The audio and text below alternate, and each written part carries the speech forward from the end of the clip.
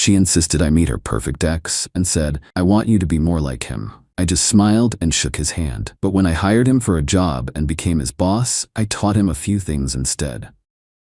For the last 6 months of our 3-year relationship, my girlfriend Maya had been haunted by a ghost. The ghost's name was Ethan. He was her ex-boyfriend from college, and according to her, he was the walking, talking definition of a perfect man. It started with little comments. We'd be watching a movie and she'd say, "Ethan loved this director. He was so into film." We'd be at a restaurant and she'd mention, "Ethan always knew the best things to order. He had such a refined palate." It was annoying, but I figured it was a phase. Everyone idealizes the past sometimes, right? I let it slide. That was my first mistake. The comments slowly became more pointed. Ethan was so ambitious. He was always talking about his 5-year plan. This was usually said when I decided to take a weekend off instead of working. Or, Ethan was so good at networking, he could talk to anyone. This was her analysis after I spent most of a loud party talking to people I actually knew. I'm not a loser. I have a good job in commercial real estate development. I'm a director at a major firm. I don't splash it around, but I'm successful. I'm comfortable. But in Maya's eyes, I was starting to feel like I was just not enough. Not flashy enough. Not alpha enough. Not Ethan enough. The final straw came a month ago. She had been pushing for weeks for me to finally meet him. He was back in town, and she insisted that the 3 of us go out to dinner. "You'll love him," she said. "And I think you could learn a lot from him." The sheer disrespect of that statement almost made me see red, but I was curious.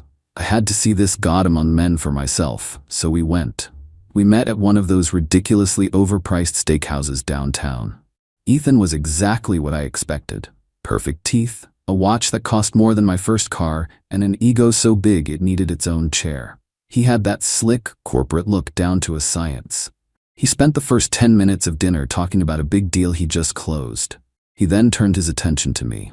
"So, Maya tells me you're in real estate too," he said, like he was a king addressing a humble courtier. "What do you do? Flipping houses? Residential stuff?" "Commercial development," I said, keeping my voice even. "Oh, commercial," he said with a little smirk. "Big leagues. What's your title? Project manager?" "Director," I said. His smirk faltered for a half-second before he recovered. "Director, huh? Good for you. It's a tough field. You gotta be a shark to really make it. You gotta live and breathe it. No days off." He looked at Maya. "Right, babe?" Maya just nodded, looking at him with wide, admiring eyes. She was hanging on his every word. The whole dinner was like that. He'd talk down to me, and she'd back him up. He'd offer me unsolicited advice on my career, and she'd chime in with, "See, that's such a good point. You should listen to him." I barely ate. I just sat there, taking it all in, a strange calm settling over me. It was the kind of calm you feel when a complicated problem suddenly becomes very, very simple. The moment of truth came as we were waiting for the valet. Maya pulled me aside while Ethan was on the phone. Her eyes were sparkling. "Isn't he amazing?" she whispered. "He's just so driven and confident." I just looked at her. I didn't say anything. She took my silence as an invitation to continue. She put her hand on my arm, looked me straight in the eye, and delivered the kill shot. "I want you to be more like him." There it was. The quiet part, said out loud. All the little comments, all the comparisons, all boiled down to that one brutal sentence. I wasn't just being compared to him anymore. I was being told to become him. Something in my brain just clicked. I wasn't hurt. I was calculating. My relationship with Maya, I realized in that instant, was over. It was a dead-end street. But I wasn't going to just walk away. An insult that profound required more than a breakup. It required a lesson. A brutal, comprehensive lesson for both of them. Ethan finished his call and walked over. He stuck out his hand. "Good meeting you, man. Keep hustling." I looked at his hand, then at his smug face. I smiled, a real, genuine smile, for the first time all night. And I shook his hand. "You too," I said. It was very educational. Maya beamed, thinking I had finally seen the light.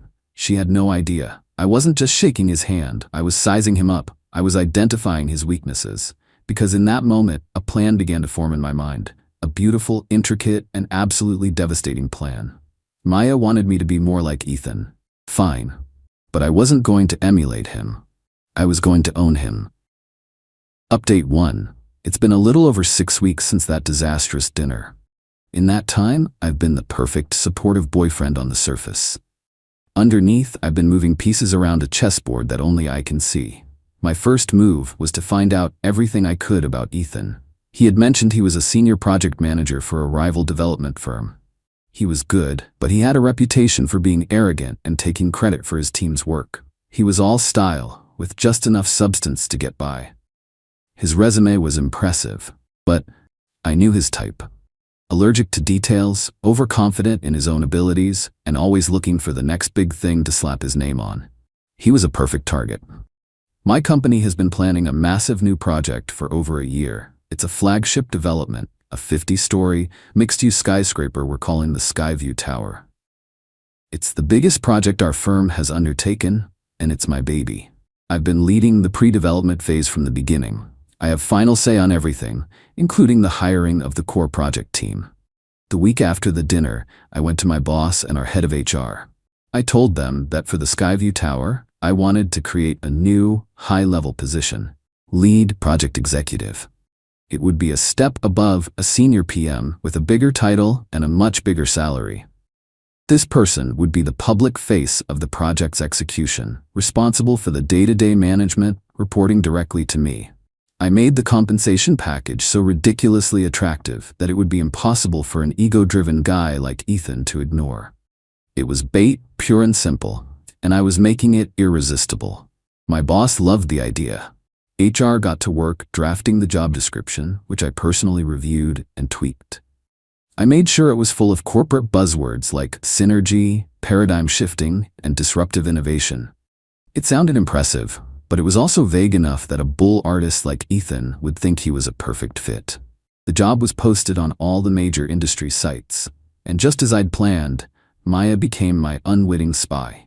About 2 weeks later, she was over at my place, scrolling through her phone. "Oh my God," she said, her eyes wide. "Ethan is so excited. He's applying for this incredible job. It's the lead project executive for that new Skyview Tower. He says it's the biggest project in the city. If he gets it, he'll basically be a legend." I had to fight to keep my face neutral. "Wow," I said, feigning ignorance. "That does sound like a big deal." "He says he's perfect for it," she continued, oblivious. "He's a shoo-in. He's already talking about the bonus he's going to get." Perfect. The fish had seen the lure. Now it was time to set the hook. Ethan, of course, got an interview. I recused myself from the process, citing a potential conflict of interest since I knew him socially. I handed the interviews over to my second-in-command, a guy named Mark who has worked with me for 10 years and is loyal as a dog. I met with Mark before the interview. I gave him a very specific set of instructions. "I want you to hire him," I said. "But I want you to make him work for it. Grill him on his failures. Question his numbers. Make him feel like he's in the hot seat. Then at the end, tell him that despite some reservations about his lack of experience with a project of this scale, you're going to take a chance on him. I want him to come out of that interview feeling like he barely squeaked by. I want him to feel grateful, like he owes us." Mark is a smart guy. He understood immediately. "You're not just hiring him," he said with a slow grin. "You're trapping him." "Exactly," I said. The interview happened last week. Maya told me all about it. Ethan came home sweating. He said it was the toughest interview of his life, that the interviewer was a shark who picked apart his whole resume. He was convinced he didn't get it. Then 2 days later, he got the offer. He was ecstatic. He called Maya, screaming with joy. They went out for a celebratory dinner, the same steakhouse we had been to. Maya was over the moon. She came to my place afterward, glowing. "He got the job," she announced. "I told you he was a superstar. I'm so proud of him." I just smiled. "That's great news. You should be." "We should all go out to celebrate together," she said, "once he gets his first big paycheck." "Absolutely," I said. She thinks her perfect ex-boyfriend just landed his dream job. She thinks he's on his way to becoming a legend. She has no idea he just signed his own professional death warrant. He's a fly, and he's just landed in a web of his own ego. And I'm the spider, patiently waiting in the center. The next phase of the plan is about to begin. Update 2. It's been another month. The trap has been sprung, and the fallout has been even more satisfying than I imagined. Ethan started his new job as lead project executive for the Skyview Tower 3 weeks ago. The first 2 weeks were all onboarding and orientation. He was strutting around the office like he owned the place, introducing himself to everyone, talking loudly on his phone about synergizing deliverables. He was a walking, talking corporate caricature. He had no idea who I was in the company hierarchy. My title is Director of Development, and my office is on a different floor with the other senior executives. Our paths hadn't crossed yet. The big reveal was scheduled for the official project kickoff meeting last Monday. This was a massive, all-hands meeting with the entire project team, the architects, the engineers, and the key stakeholders from our investment partners. About 50 people in a huge boardroom. I had arranged for Ethan to be the second-to-last person to present. He was supposed to give an overview of the project execution plan he had been developing for the past 2 weeks. I knew he'd just rehashed the materials the junior managers had given him. Maya, of course, was bursting with pride. She insisted that we go out for a special dinner Monday night to celebrate Ethan's first big presentation. "It's his official debut," she said. "You have to come. It's so important to him." I agreed, of course. The timing was just perfect. The meeting started. One by one, the department heads gave their presentations.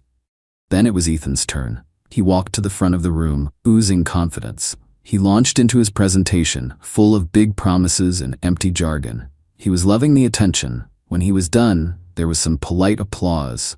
Our CEO then stood up. "Thank you, Ethan. An ambitious plan. And now, I'd like to hand it over to the man who will be overseeing this entire project, the man this team ultimately answers to, our Director of Development." And then I stood up and walked to the front of the room. I wish I had a picture of Ethan's face in that moment. The smug confidence just evaporated. It was replaced by a wave of confusion, then dawning horror, then pure, undiluted panic. His mouth was literally hanging open. He looked like a fish that had just been pulled out of the water. I didn't even look at him. I addressed the room. I talked for about 10 minutes about the project's vision, our goals, and my expectations. At the end, I said, "I want to welcome Ethan to the team. He has a big job ahead of him, and he will be reporting directly to me. I expect detailed progress reports on my desk every Monday morning, no exceptions." I then turned and looked directly at him for the first time. I gave him a small, tight smile. "Welcome aboard, Ethan." He could barely choke out a "thank you." The room was dismissed. As people were packing up, I walked over to him. He was just standing there, looking shell-shocked. "Looking forward to working with you," I said, my voice low and friendly. "Big job. Lots of pressure. Don't mess it up." I clapped him on the shoulder, just like he had done to me at the restaurant, and walked out of the room. That evening, I went to the celebratory dinner. When I walked into the restaurant, Maya and Ethan were already there, sitting at a table in stony silence. The mood was tense. Maya looked at me, her face a mask of confusion and anger. "You're his boss?" she whispered as I sat down. "I'm the director of the department he was hired into, yes," I said calmly, picking up my menu. "Small world, huh?" Ethan wouldn't look at me. He just stared at his water glass. "You set him up," she hissed, keeping her voice low. "You did this on purpose." "I'm not sure what you mean," I said, still looking at the menu. "Your superstar ex-boyfriend applied for a job at my company and was hired. He's a big boy. He knew what he was signing up for." I finally looked at her. "Isn't this what you wanted? For me to learn from him?" I thought the best way to do that would be to get a real close look at his work. "So I'm managing him. I'm going to teach him a few things." The rest of the dinner was the most awkward hour of my life. She tried to argue. She accused me of being a manipulative monster. Ethan just sat there, silent and broken. I let her go on, and when she was finished, I just said, "You were the one who was constantly comparing me to him. You were the one who told me to be more like him. You created this situation, Maya. You just don't like the outcome." I paid for the dinner, stood up, and looked at her. "I think it's best if you get your things out of my apartment. We're done." Then I walked out. The relationship is over, but the revenge is just beginning. Firing him would be too easy. No, I'm going to make him live this nightmare. I'm going to grind him down, piece by piece, in the very job he thought was his crowning achievement. He's trapped. He can't quit, not from a job this high profile with this much money. It would be professional suicide. All he can do is show up every day and report to the man his girlfriend told him I should be more like. Final update. It's been 6 months. The Skyview Tower is a massive hole in the ground, and Ethan is a shell of the man he once was. My plan has worked more perfectly than I ever could have dreamed. The lesson I set out to teach has been delivered, and the final grades are in.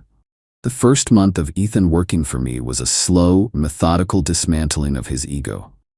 I put him in charge of a critical part of the project's early phase, negotiating the contracts with our primary steel supplier. I knew this supplier was notoriously difficult. I also knew that the initial budget I had approved for steel was about 15% lower than the realistic market rate. I had set a trap, and Ethan walked right into it. He went into the negotiations with his usual arrogance. He tried to bully the supplier. He made promises he couldn't keep. The supplier walked away from the table. Ethan came into my office, sweating, to tell me the deal had fallen through. I just sat there looking at him. So the lead project executive, the guy we hired to be a shark, couldn't close a simple supply contract? A contract that is now going to delay the entire project schedule? He started making excuses. They were being unreasonable. Their numbers were insane. I cut him off. No, Ethan, you were unprepared. You went in there with nothing but your ego, and you got played. I had to personally get on the phone with their CEO, a guy I've known for 10 years, to salvage the deal. It's done now. But you failed. Don't fail again. That was the pattern. I gave him tasks I knew he was unequipped to handle. I gave him impossible deadlines. I questioned his judgment in front of his team. I made him rewrite reports over and over, focusing on tiny, insignificant details. I was relentless. I became the boss from hell, using his own words against him. You gotta be a shark to make it in this business, Ethan. No days off, right? He started to unravel. The slick, confident guy from the steakhouse was gone. He was replaced by a tired, stressed-out man who jumped every time my name was mentioned. He was losing weight. He always looked exhausted. Maya, of course, didn't handle the breakup well. After I kicked her out, she apparently moved in with Ethan. I can only imagine what that was like. Her perfect man coming home every night, broken and defeated by the guy she told him to mentor. I heard through the grapevine that their relationship was a disaster. All they did was fight. She blamed him for not standing up to me. He blamed her for putting him in this situation in the first place. The successful, ambitious man she had worshipped was gone, and she was left with the bitter, insecure man I had created. The final act came last week. We had a major review with the board of investors. Ethan was responsible for presenting the project's budget and timeline. I knew for weeks that he was struggling, that his numbers weren't adding up. His team was in a panic, trying to cover for his incompetence. The night before the presentation, I got a text from a number I didn't recognize. It was Maya. "Please," it said, "go easy on him tomorrow. He's a wreck. You've made your point." I didn't reply. In the board meeting, Ethan stood up to present. He was visibly shaking. He stumbled through his slides. The numbers were a mess. The timeline was full of holes. He was trying to hide the delays and the budget overruns, but it was obvious to everyone in the room that the project was in trouble under his leadership. When he was finished, there was a heavy silence. One of the lead investors turned to me. "What is your assessment of this situation?" I stood up. I didn't look at Ethan. I looked at the board. My assessment is that we have a failure of leadership at the project executive level. The issues we're seeing are a direct result of incompetence, a lack of attention to detail, and an inability to manage the complexities of a project of this scale. I then presented my own set of slides, a contingency plan I had been working on with my trusted team for the past 2 months. It was a detailed, realistic plan to get the project back on track. It was everything his presentation was not. Clear, confident, and competent. The board was impressed. The lead investor looked at Ethan and just said, "Thank you for your time. I think we're done here." I fired him the next day. Officially, it was for performance reasons, all thoroughly documented. Unofficially, it was the final crushing blow. He left the office with a single box of his things, not even making eye contact with anyone. His reputation in the industry is shot. He failed very publicly on the biggest project in the city. No one will touch him for a senior role for years. I heard that he and Maya broke up the same day he was fired. The fantasy was finally, officially dead. She was left with nothing. No perfect ex-boyfriend, no successful new boyfriend. Just the consequences of her own shallow desires. A few days ago, I was leaving a coffee shop and I saw her. She was walking down the street, looking lost. She saw me, and for a second, I thought she was going to say something, but she just looked away, her face full of shame and regret. My revenge was complete. It wasn't just about getting back at them. It was about showing them the difference between perception and reality. Maya was in love with the idea of a successful man, but she had no idea what real success required. Ethan was in love with his own reflection, but he had no substance behind the shine. I simply held up a mirror and forced them to look. She wanted me to be more like him. In the end, I made him wish he could be more like me. And that is a lesson I don't think either of them will ever forget. She introduced me to her friends as the guy paying for tonight. They all snickered and called me a good investment. I just nodded. A month later, she was back living with her parents after what I did. The moment of impact wasn't loud. It was a quiet little clinking of champagne glasses in a ridiculously overpriced restaurant. We were out for my girlfriend Ashley's birthday, a dinner she had arranged with her 3 closest friends. I knew the place was expensive, but I didn't care. The cost was a rounding error in the budget for my current project, a project she was the centerpiece of. When the waiter brought another round of champagne, one of her friends, a vapid girl named Lauren, raised her glass. "Okay, birthday girl," she chirped. "Introduce your new man properly." Ashley, who was glowing from the attention and the champagne, turned to them with a theatrical flourish. She gestured towards me with her glass. "Girls, this is Mark," she said, her voice dripping with condescending sweetness. "He's the guy paying for tonight." Her friends, Lauren, Jess, and Megan, all erupted in a chorus of practiced, high-pitched giggles. Jess, who considered herself the witty one, leaned forward, her eyes twinkling with malice. "Oh, I get it," she said, looking me up and down. "He's not a boyfriend, he's a good investment." They all snickered again, clinking their glasses together. They saw me as a joke, a walking ATM whose only purpose was to fund their good time. They expected me to look embarrassed, to stammer, to maybe even blush. I didn't. I just smiled, a calm, easy smile that didn't reach my eyes. I raised my own glass. "To good investments," I said, my voice perfectly even. I took a sip of the champagne. In my head, a switch didn't just flip, an entire demolition sequence was initiated. The project had just been declared a catastrophic failure. It was time to tear it down to the foundation, salvage what I could, and build something new on the ruins. Let's be very clear, I'm not a simp. I don't pay for women. I'm a real estate developer. I don't buy houses, I buy opportunities. I look for distressed, undervalued properties with hidden potential, what the industry calls bad bones. And I figure out how to unlock their value. My entire career is about seeing the hidden weaknesses in a structure, both physical and legal, and leveraging them to my advantage. I met Ashley 6 months ago. She was working as a hostess at a restaurant where I was meeting a client. She was beautiful, charming, and lived in a building I had been trying to acquire for 3 years. The Glenwood. It was a pre-war 6-story building in the most desirable part of the city. It was a gold mine, but it had a fatal flaw. It was rent-controlled, filled with long-term tenants who were paying a fraction of the market rate. Buying the building was easy. Getting the tenants out legally so I could gut renovate it was the multi-million-dollar problem no one had been able to solve. Ashley was my way in. She was a tenant. I saw her not as a girlfriend, but as a key to unlock the entire building. My plan was simple, a 3-phase development project. Phase 1, infiltration. I started dating her. I was charming, attentive, and generous. I learned everything I could about the building, not from a developer's perspective, but from a resident's. I learned about the leaky pipes the landlord never fixed, the ancient boiler that broke down every winter, the rumors of which tenants might be willing to take a buyout. Phase 2. Acquisition. Once I had enough intel, I would approach the owner with an offer he couldn't refuse, contingent on him delivering the building vacant. I would use the maintenance issues I'd learned about as leverage. Phase 3. Liquidation. I would end the relationship with Ashley, offering her a generous buyout for her apartment, just like the other tenants. She would get enough cash to start a new life somewhere else, and I would get my empty building. It was a clean, professional transaction.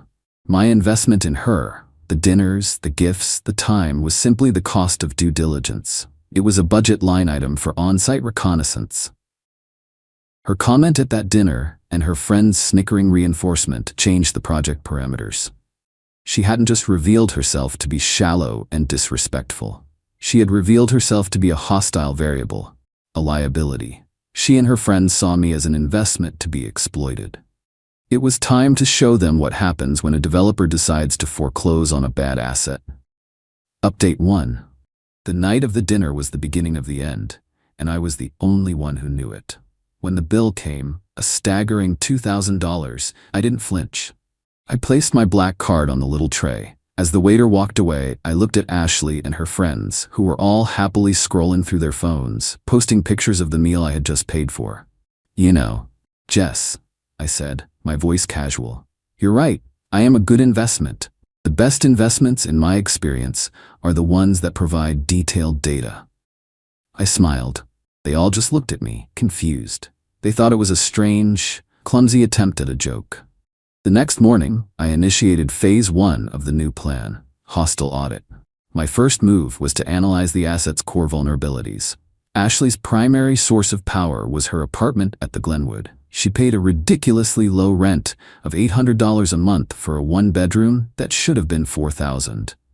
This rent-controlled status was her golden ticket, and she knew it. But rent control laws come with strict rules, and I suspected she wasn't following them. I spent a day doing some deep-dive digital forensics. I hired a private investigator, a guy I used to vet potential business partners. I gave him Ashley's name and social media handles. His job was simple: find out if she was violating her lease. While he was working, I focused on the building itself. I already knew the owner, a tired old man named Mr. Harrison, who was sick of dealing with the constant repairs and tenant complaints. I put together a new offer for the building. It was a generous, all-cash offer, well above market rate for a building with its occupancy issues. But it came with one non-negotiable condition. The building had to be delivered to me completely vacant within 90 days of the sale. This put the legal burden of removing the tenants squarely on his shoulders. It was an offer designed to make him an active participant in my plan. Simultaneously, I began financially isolating Ashley. I didn't dramatically cut her off. That would have been too obvious. Instead, I started making strategic adjustments. The credit card she was an authorized user on, I called the company and had her spending limit lowered to $500, citing fraud prevention concerns. The surprise gift stopped. When she suggested another expensive restaurant, I countered with a casual, "I'm feeling like staying in tonight." I was recalibrating the terms of her investment, slowly devaluing her returns. She noticed, of course. She became moody and complained to her friends that I was being cheap. This was exactly what I wanted. I needed her to become frustrated. Frustrated people make mistakes. The private investigator hit pay dirt in less than 48 hours. His report was a thing of beauty. Not only had Ashley been subletting her apartment on Airbnb on weekends when she stayed with me, a massive violation of her lease and city law, but her friend, Jess, the witty one, had been her primary co-conspirator. Jess had her own Airbnb account and was taking a 30% cut for managing the listings and the cleaning. They had a tidy little illegal side hustle going. The report included screenshots of the listings, glowing reviews from guests, and even a Venmo transaction history between the two of them with notes like Glenwood.dollar. This was the leverage I needed. It was the structural flaw in her foundation, and I was about to drive a wrecking ball through it. I now had two paths forward. I could give this information directly to Mr. Harrison, or I could use it for a more creative purpose.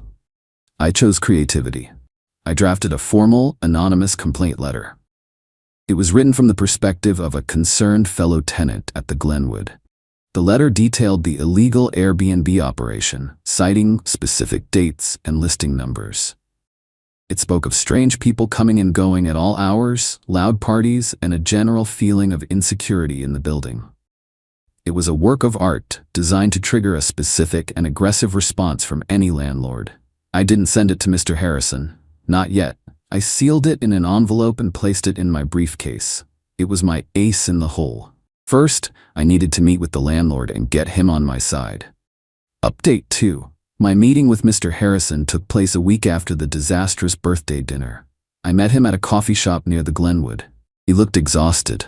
I presented him with my all-cash offer. His eyes widened when he saw the number. Then he saw the 90-day vacancy clause, and his shoulders slumped. Getting these tenants out is impossible, he sighed. They know their rights. It would take me years in court. Perhaps, I said, pushing the anonymous complaint letter across the table. But I believe you may have a tenant who is not quite as protected as she thinks she is. He read the letter, his expression shifting from wariness to cold fury. The evidence of the illegal subletting was undeniable. In our city, proving just one case of a tenant illegally subletting a rent-controlled apartment can give a landlord enough legal ammunition to start eviction proceedings that often scare other tenants into taking buyouts. This changes things, he said, his voice low. I believe it does, I replied. My offer stands for 72 hours. If you accept, my legal team will assist you, pro bono, with the eviction process for this specific tenant. We handle the work, you handle the notices. Once she's gone, the others will see you're serious. They'll be much more receptive to buyout offers. He agreed on the spot. We had a deal. Mr. Harrison, the tired old landlord, was now my fully motivated partner. The very next day, a formal notice to cure or quit was delivered to Ashley's apartment. It's a legal document that gives a tenant a short period to fix a lease violation or face eviction. In this case, the violation, profiting from an illegal sublet, was incurable. It was the first legal step in throwing her out. The panicked phone call I received from her was everything I had hoped for. She was hysterical. She had no idea where the complaint had come from. She immediately blamed one of the other tenants. She begged me to help her, to call my lawyers, to do something. This sounds serious, Ashley, I said, my voice full of fake concern. Illegal subletting? That's a tough one. I'm not sure what I can do. But you have to do something. She shrieked. They're trying to evict me. Where will I go? I don't know, I said calmly, but I'm sure a good investment like you will figure it out. I hung up. The next part of the plan was to dismantle her support system. Her friends were not just bystanders. They were co-conspirators in her view of me as a wallet. It was time for them to feel the consequences. Jess was the easiest target. She was an aspiring real estate agent. I had my PI do a little more digging. It turned out she was working at a major brokerage in the city, but she hadn't disclosed her side hustle managing illegal Airbnbs to her employer.